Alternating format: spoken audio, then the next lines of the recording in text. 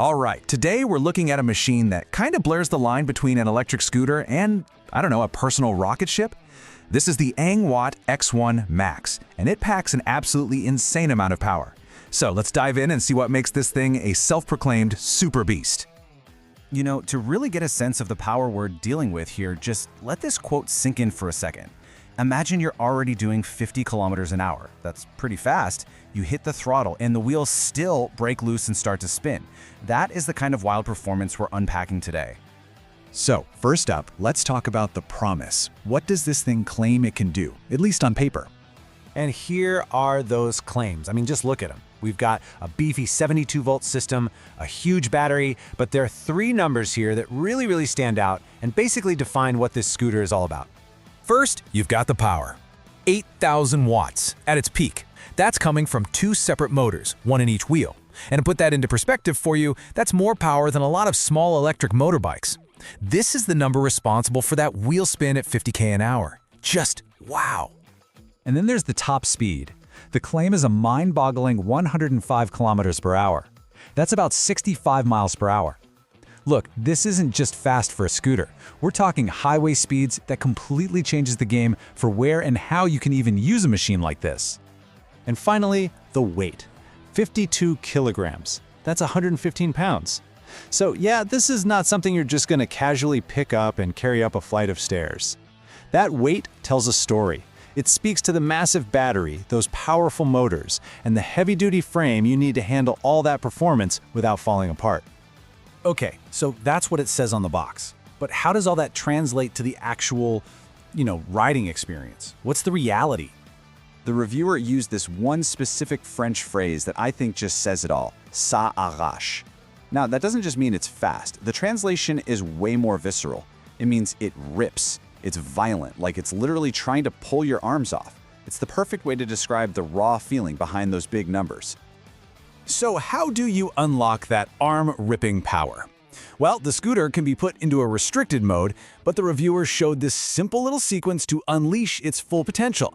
It's like a secret handshake. You hold the controls, press the button, scan the keycard, and boom, the beast is awake. And this really shows the scooter's two different personalities. It's like Jekyll and Hyde. In eco mode, the power is much smoother, more manageable. The reviewer even says that at 30 kilometers an hour, the wheel doesn't slip. But then you switch it to sport mode, and it becomes that brutal, violent machine we've been talking about, the one that spins its tires at high speed. It's a completely different animal. So what about that claimed top speed of 105? Well, in the real-world test, the reviewer topped out at 89 kilometers per hour. Now yeah, that's a bit short of the claim, but let's be real. 89 on a stand-up scooter is still ridiculously fast. In fact, it was a personal record for him. Now here's the part that really surprised me. You'd expect a 52-kilo scooter that can hit these speeds to feel like a boat, right? Just a big, heavy tank. But the reviewer was actually shocked by how extremely maneuverable it felt. He said it was more agile than other big scooters, and this is the crucial part, it was super stable at high speeds. No scary speed wobbles. All right, let's move on and dig into the nitty-gritty, the details. We're talking handling, comfort, and of course, a few critiques. When it comes to the ride quality, the feeling was kind of mixed, but mostly positive. The suspension is described as very bouncy, maybe even a little too soft for his taste. But the end result is a ride that's also very comfortable. So it seems like it does a great job of just soaking up all the bumps in the road. But hey, it's not perfect. The reviewer did point out some practical flaws. For one, the turn signals are red instead of the standard orange, which is a weird choice for safety. The speed limiter cuts power instead of capping the top speed, which can be an issue for staying legal. It doesn't even come with basic reflectors. And get this, there's a typo in the manual about the tire size. These are all small things, but they're important details.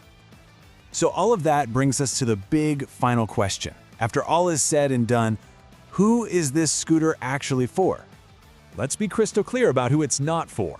The reviewer is super adamant about this. This thing is absolutely not for teenagers or for total beginners. He makes a really strong point that for a younger rider, something like a 48-volt, 1,000-watt single-motor scooter is the absolute max they should even think about. This machine is just in a completely different universe. So the ideal person for this scooter is an experienced rider, someone who gets it, someone who knows how to handle this kind of performance, or maybe a very disciplined beginner. somebody who has the maturity to start in that much tamer eco mode and truly respect the massive power that's just a button press away. And honestly, this final quote from the reviewer just wraps everything up perfectly. The ANGWATT X1 MAX is an absolute monster, the most powerful scooter he has ever tested. But, and this is the key takeaway, thanks to that stable frame and surprisingly nimble handling, all of that incredible power is, in his words, truly manageable. And that just leaves us with one final thought to chew on.